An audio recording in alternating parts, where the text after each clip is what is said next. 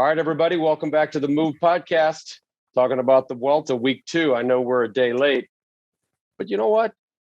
Any of you guys want to come around and try to herd these cats? Good luck. Today's show brought to you, like it is each and every time, by OURA Ring. Some of the smartest tech out there, totally non-invasive, breaks down all your sleep, all the cycles. And by the way, sleep affects everything: mental clarity, physical performance, all of these things. Sleep's so essential.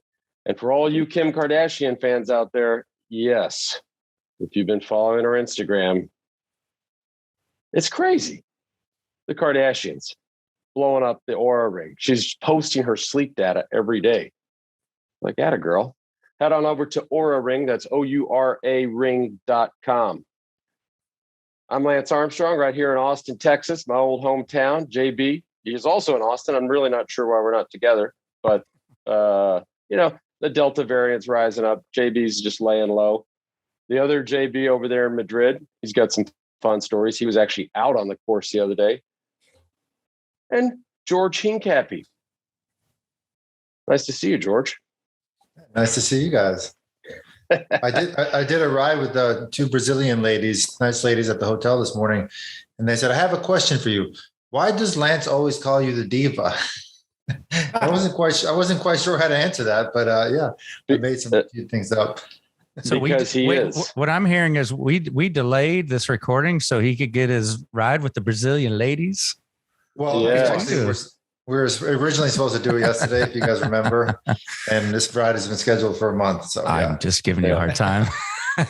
Hey, today, Greg, before we jump into the action, today's show also brought to you by Roka, also right here in Austin, Texas. What a great group of folks over there, amazing athletes, constantly pushing themselves. And when they do that, that means, well, they push the products they develop. They make the best shades out there, the best reading glasses, obviously myself and JB, and actually this whole crew old enough now that we have to be, we've all become fans of the prescription shades. Special offer for our listeners, 20% off your first purchase. Head on over to Roka, that's ROKA.com. And the 20% off code is THEMOVE, all one word. Guys, you'll be proud of me. I actually watched a few stages this week. I actually enjoyed the Majka stage. What I loved about it is that it was just a classic drag race. Like, you had one guy up and then you had Kruijswijk behind. I thought for sure Kruijswijk would figure out a way to get back to him. But what other action did we have, Johan? Well, we had 2 more stage wins for Team DSM. So Michael Sturr, the Australian, won another stage. And then finally, Romain Bardet won his stage after trying a lot of times. I think that was really well deserved. So this team has now won 3 stages. They've won almost the same amount of races in the Vuelta as before the Vuelta started, because they didn't have a great season till so far. But so obviously that was really especially the win of Michael Sturr. That guy is really good. He's a young kid, leaves DSM. Yet another young talent who leaves that team. So I think it's number 6 or number 7 now who leaves. There's obviously something going on there. But then again, he goes to Française de Jeu, so I don't know if that's really a good choice. Then I think also something we saw, which is also really impressive. It's a rider who impressed me a lot. Was the second stage win for Magnus Cort Nielsen. He won that stage on that uphill finish in week 1 when Roglič almost passed him at the finish line. Then he went again on a breakaway all day long and got caught with probably 250 meters to go by Roglič and Enric Mas on an uphill finish. And the day after, he won in a bunch sprint, which was incredible. I mean, what a complete rider. And for me, one of the big favorites for the World Championships, this guy, Magnus Cort Nielsen. He's in great shape. Yeah, Johan, you kind of skimmed over Bardet. I thought it was particularly impressive to see him come back to the level we saw him at when he got a podium in the Tour de France. We haven't seen him ride that well since then, which was several years ago.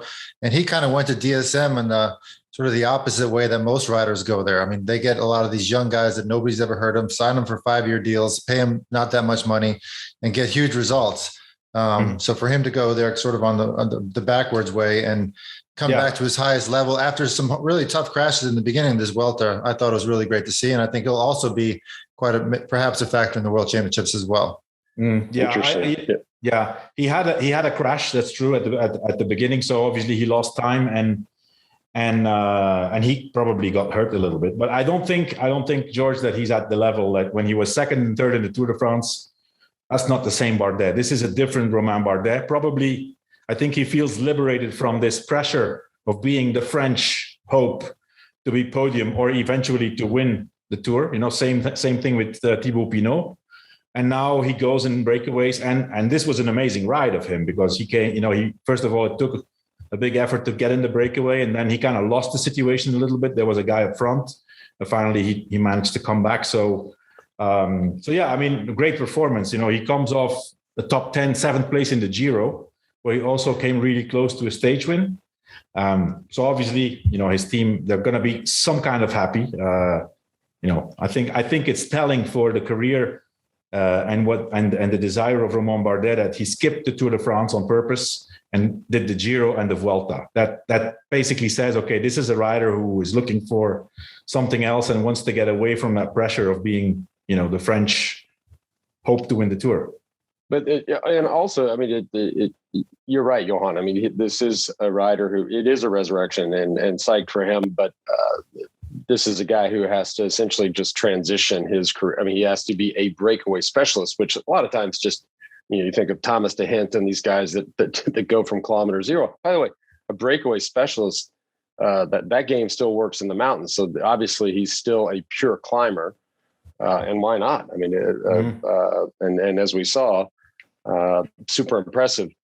The one other thing that stood out for me, at least the most, and this is one of the other days that I caught live was Primož Roglič, and the one day where he went away on really not an epic climb, but easily rode away from all the other favorites.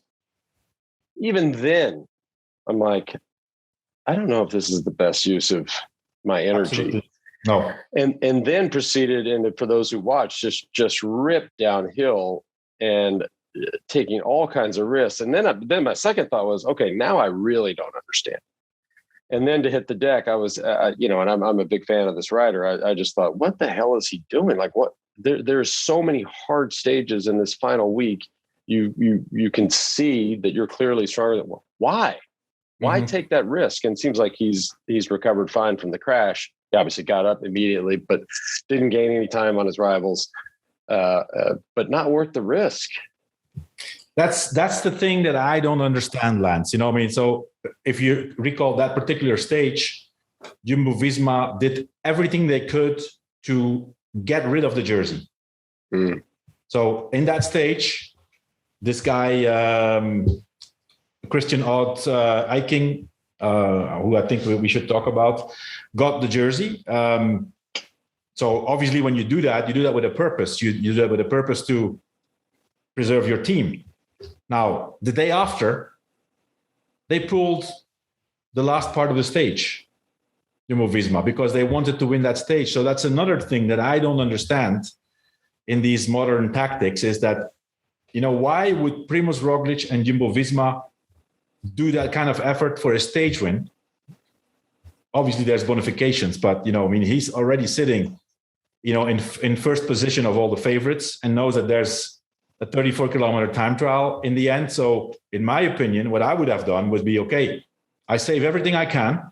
I don't have to attack. They have to attack because in theory, if you're sitting 30 seconds ahead, he basically has a 2-minute lead virtually on Enric Mas and even more so on Miguel Angel Lopez. So I didn't really understand why first of all, that attack, that it was impressive, the attack. But, as impressive as it was, then if you think, okay, having to take all these risks in that downhill to the finish to gain 20 seconds?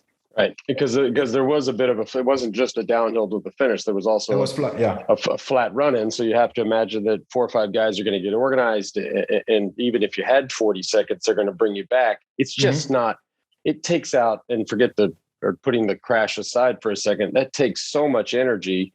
Yeah. I mean, look, I love the fact the guy's a bike racer. You stick the numbers on his back and he's like, I'm going to race. Like, he's in the race. He feels it. He looks around, feels like he's got a moment, and he goes. I love that. But it's a 3-week race, and you always have to look back and say, I as much as I love it, I'm going to do it on Lagos Covadonga and end this thing for everybody. And so, I think it wasn't much different. At the end of when we saw him crash, I think everybody was shaking their head, going, "Why in the world would you be doing that?" But the next day, he goes on and just shows everybody, like, no big deal. I'm going to win the stage anyway, put my team to the front, and win a super hard uphill finish, which looked incredibly difficult, and just won it with ease over Mas. So clearly, he recovered fine. But I agree. I mean, in a 3-week race, you always got to sort of think about the hardest stages, which you have to come on Wednesday and Thursday. Well, let's take it outside of just what's happening at the Vuelta with Roglič. I mean, is this a pattern with him? He gets banged up a lot, and he gets lucky with that crash. That very lucky, but eventually, when you take those kind of risks again and again and again, it's not going to end well. He's been lucky. Yeah, he's on the ground a lot, that's for sure. You're supposed to learn from those things. Again, a huge fan of Roglič. Came to this sport later than most, so that experience thing is real.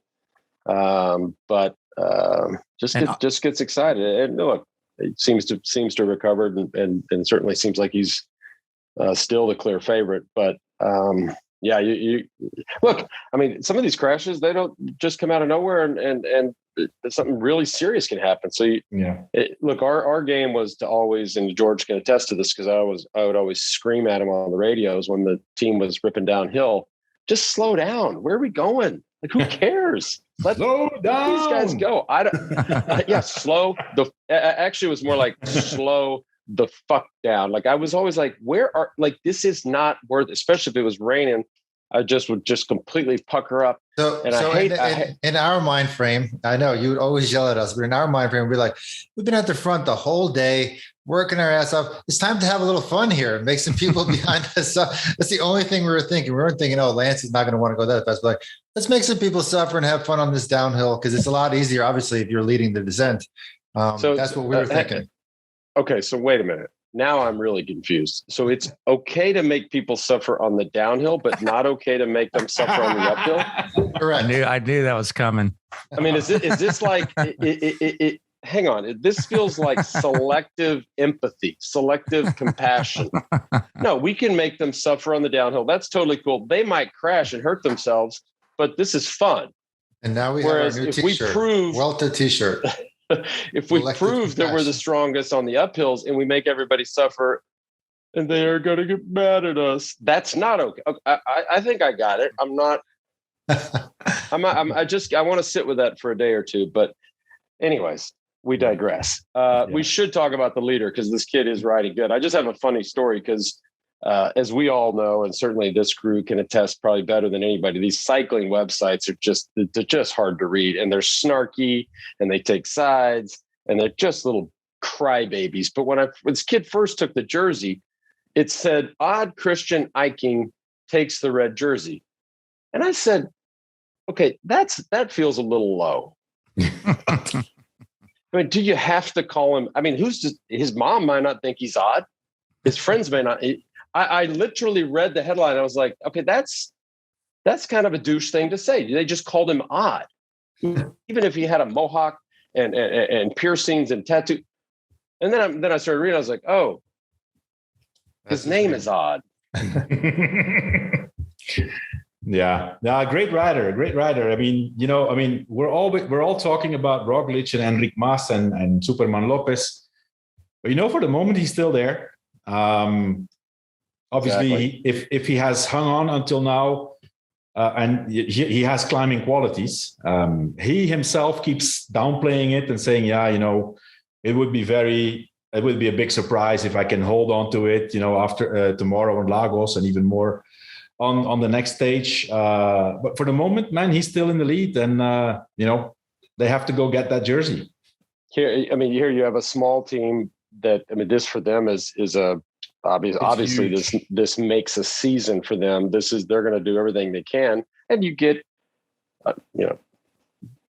Christian Eike, and obviously, we always talk about it, what it feels like to have the leader's jersey on your back. If you do ride like twice the man, but for the whole team, I mean, it's all the way back to the directors, team car number one, everybody rises. The Soigneurs mechanics, everybody has good. Yeah. Give it to them. He's hanging in there.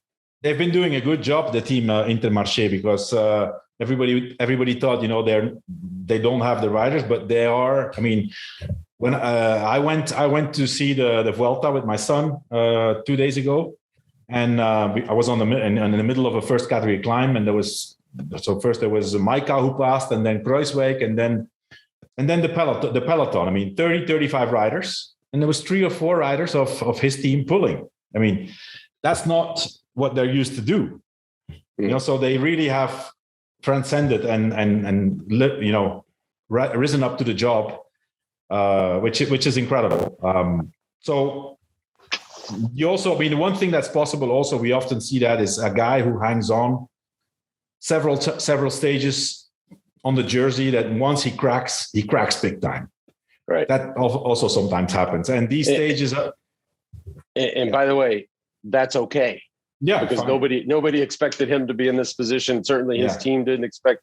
That is totally okay. They go, all right, well, this is, they are leaving winners. And so, hey, hats off to them for riding tough and doing something. This is a small team. This is again, you can't stress it enough. Nobody expected to see this. Real quick. So today's show also brought to you by Helix Sleep, one of the top rated custom mattresses on the market. You head on over to the website, you take the sleep quiz, you answer a few questions. We're still trying to figure out how we get Johan a mattress in Europe, but I sleep on a Helix every night except for tonight because I'm in Austin. George, loyal sleeper of the Helix mattress. Again, real simple. Go on, take a 2-minute quiz, fill out all the characteristics of your sleep, and they send you a top-rated mattress. Head on over to helixsleep.com/TheMove. And by the way, special offer. Helix is offering up to $200 off all mattress orders and 2 free pillows for our listeners at helixsleep.com/TheMove. Last one of the day. We talk about it all the time. And by the way, it is hotter than hell out here. I went pedaling this morning. JB, you'll appreciate this. I went out. I had dinner with our old buddy College last night. I said, hey, you want to go for a ride? He's like, you better be on time. I was like, all right. And he took me on the biggest dog shit loop of all time. I mean, we all know Austin has grown and the riding is just kind of done here. But I was like, I didn't even know where I was. I was like, next thing I know, I'm like going under I-35. I'm like, where am I? It was terrible, but it was hotter than hell. And I lost all this sweat and all these vital things. Boom. LMNT, purest thing out there. Special offer for our listeners and members and viewers. Get your free LMNT sample pack. Head on over to drinklmnt.com/TheMove just for the price of shipping. By the way, LMNT, no sugar, no coloring, no crap, no gluten, nothing. Totally pure. It's our go-to hydration choice.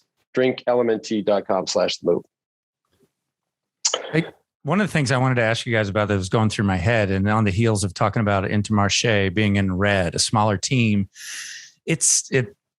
tell me if this is true or my imagination. Is there so much more depth and talent across the board that we are seeing smaller teams have a lot of success compared to your era where it was the usual suspects? Johan and I talked a little while ago about a few of the things earlier in the day, but you brought this up, Johan. He said the peloton. Okay, we know how it starts as 200 guys, but just the front edge of that peloton in the mountains, like these guys, this is a different game. I mean, we were talking about just how skinny and lean these guys are, but they clearly, and look, this happened with our peloton too, right? So not to discredit any of the generations, but Merckx is the greatest of all time, but Eddie raced with 10 guys. Like he literally said, maybe 10 guys I got to think about. When we raced, maybe it was 20. And now that the front of that group, for whatever reason, whether it's through training and science and nutrition and whatever it is, like there is a ton of strong guys, which this is what you were filling me in on, Johan. Yeah, that's true. I mean, when I was, and it was a very long time ago, I've seen a lot of races on TV, but not live. It was probably 7-8 years ago. I went to a bike race of that level. And I was so impressed. I was in the middle of a Cat 1 climb, and they just came through like, okay, some of the guys on the big chain ring also doesn't say a lot, because obviously they have these gears now that they can ride 53.21 or something, or 25 easily. But all these little things contribute to the widening of the number of candidates, and I think that there's that's why we see these basically close races, because it's super hard to drop somebody, and the really big champions, they go at the end. Then they can basically go. They can take 20-30 seconds.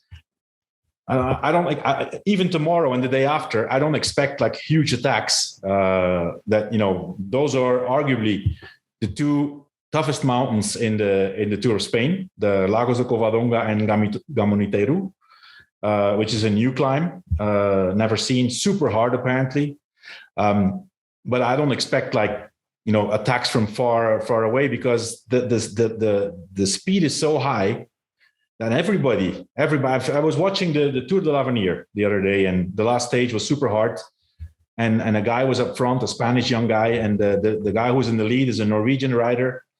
And as soon as he hit the front and he knew he had to do his effort, which was basically like 10 kilometer uphill to the finish, he just, pressed his Garmin or whatever, his device, and they know exactly what their level is and how long they can maintain it. And, that's why we see these close, very, very little differences between all of them. Yeah.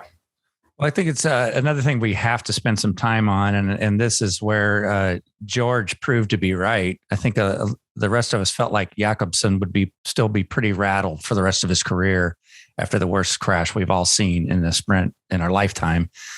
He's on fire. And it's what George said some time ago. He's like, your mind goes blank and you do what you do as a sprinter. And that's been nothing short of phenomenal.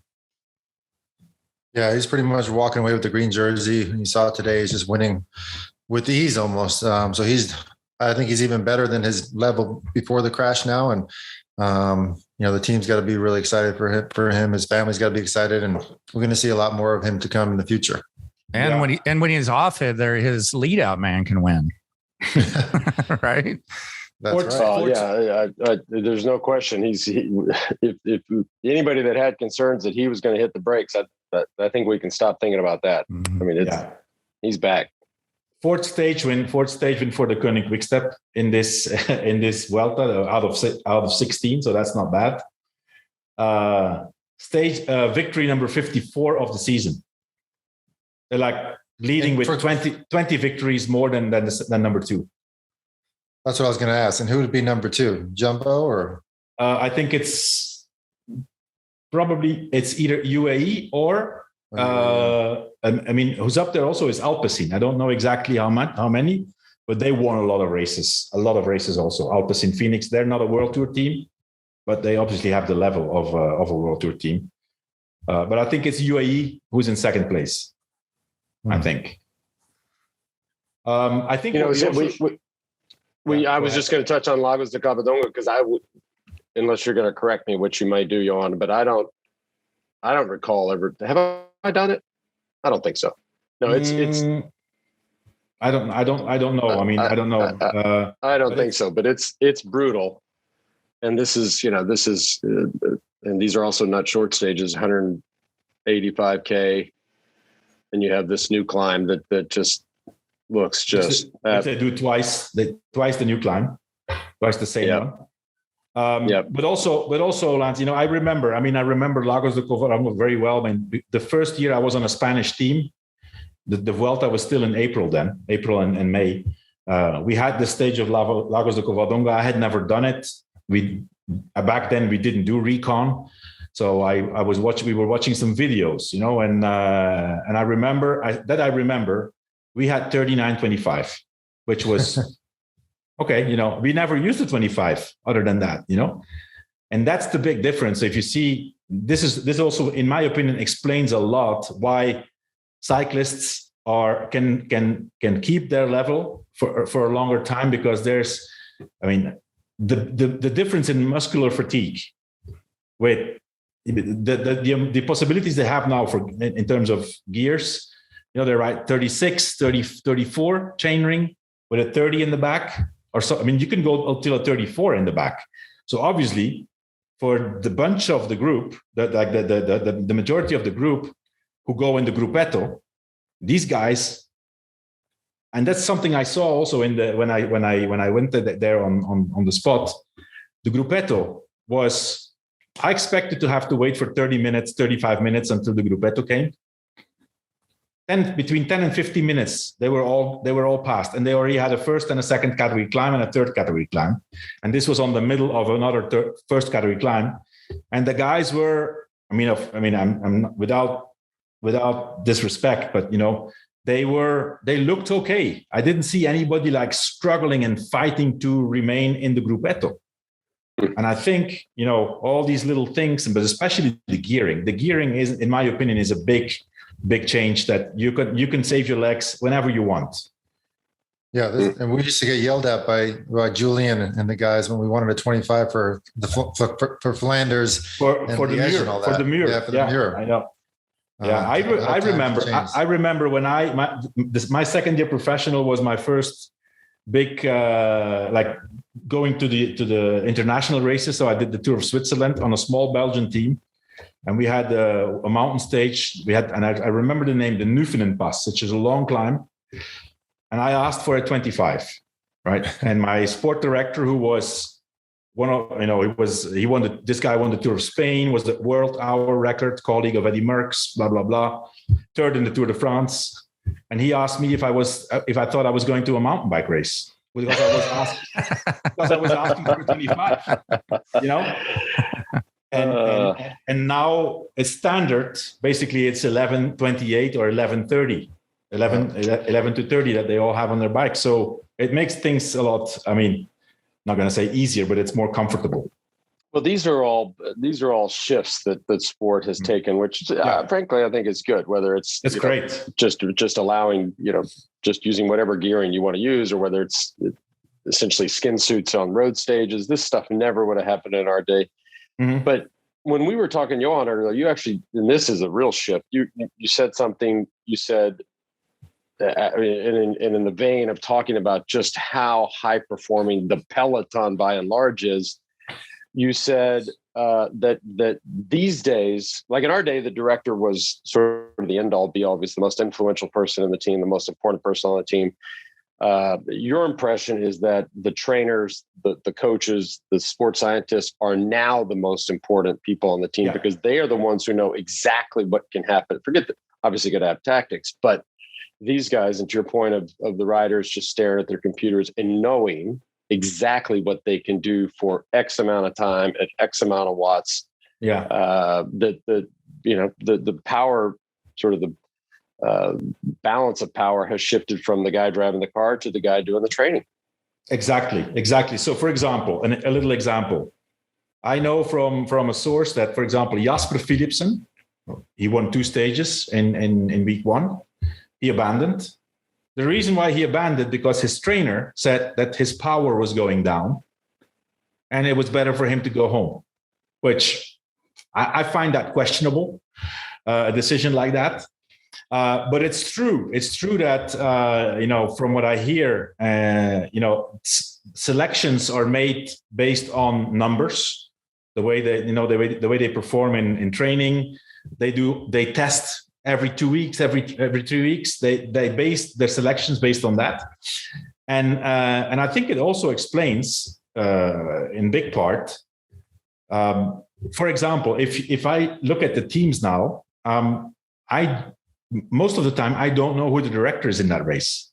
These guys are just there. They're doing their job. They're organizing the team logistically. They drive the car. But but I miss some kind of strong figure in the car who calls the shots, and that's why certain race tactics I don't understand, because you miss yourself. Is it now this is like psychology number 2. First we had sort of this selective empathy from George, and now Johan just said to us, I miss myself. No, I did not. I did not say that.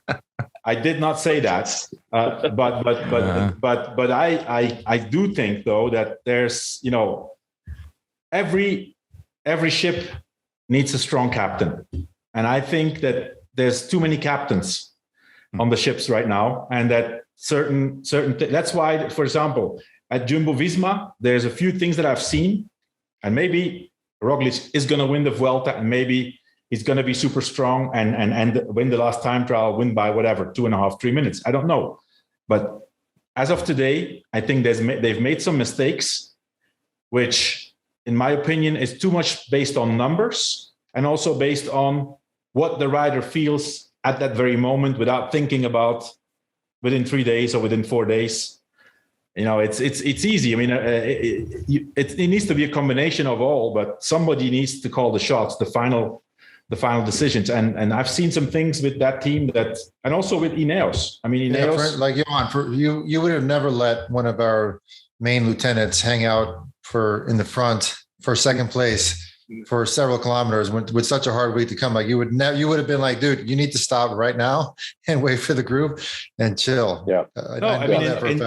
In the case of Kruijswijk, for example, I think it was good that he was in the breakaway, because obviously that was their purpose, to have somebody in the breakaway and then just see what happens. And, in case there's a big war, you always have a guy up front, But once Majka was gone, and actually Kruijswijk in his post-stage interview said, well, it was nice of the team to grant me my chance to go for a stage win. Huge mistake. I mean, Jumbo-Visma is not there to win stages. Anything which is less than a win for the team and for Roglič is a failure. So in Grand Tours, I think there's no reason to kill yourself for right. Absolutely. In this particular race, and plus he already won 2 stages. He won the prologue and he won another stage. So, Johan, the only time you told me to go full gas in a breakaway at the Tour de France was in 2007. I don't know if you remember. I was in a breakaway with 15 guys, got dropped, and we're going to hit the Perry Sword. And you said, George, you better go full gas up this climb because Contour is coming and he better not catch you before the top. So I basically had the time trial for the sole purpose of just being with him for the downhill. Being on the top, yeah. And it was great tactic. Which is actually what made us win the Tour de France that year, because we took time on Cadel Evans, I think. Yep. Yeah, we took like 30 seconds on Cadel Evans on the downhill, and he won by like 25 seconds.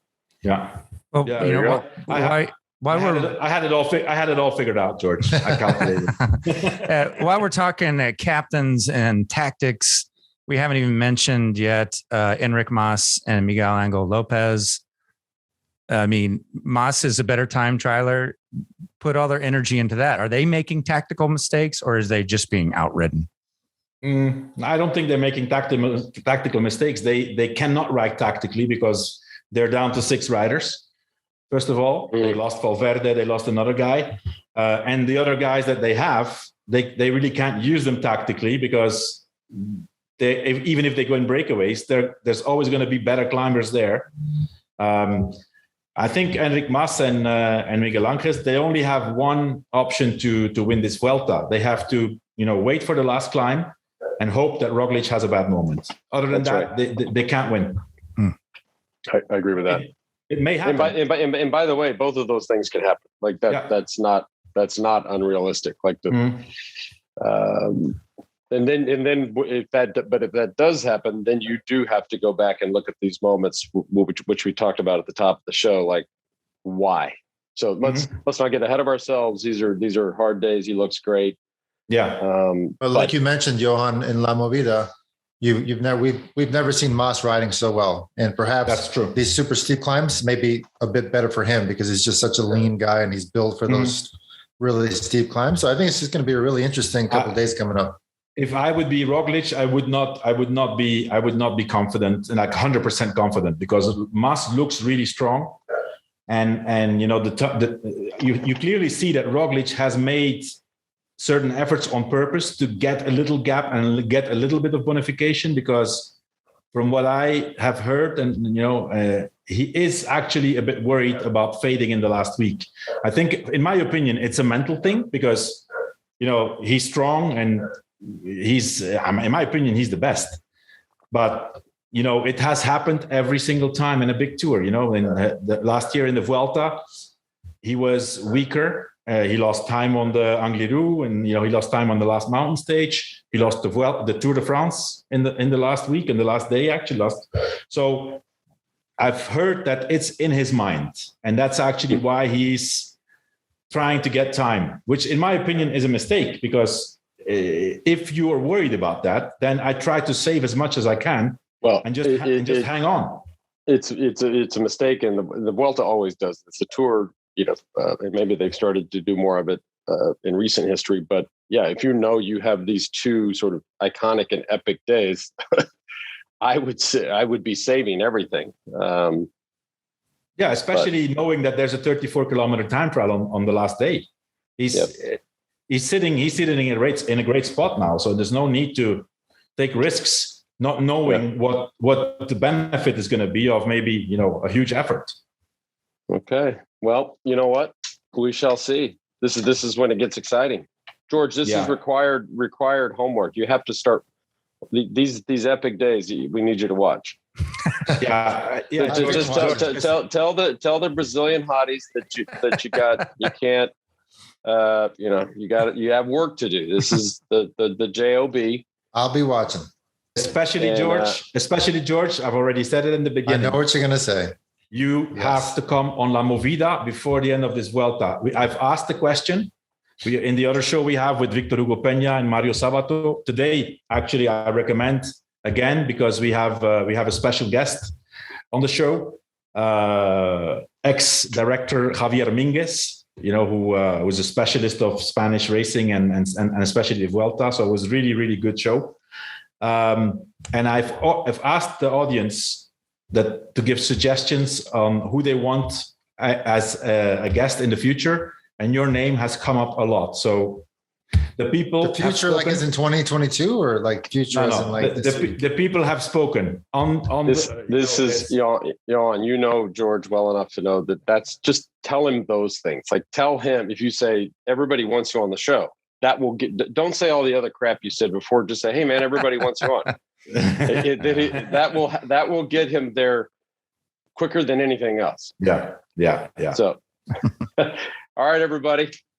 Hey, thanks for hopping on, team, and everybody, thanks for tuning in. We've got an action-packed final few days here, and we'll wrap this whole thing up, you know, next weekend or next Monday.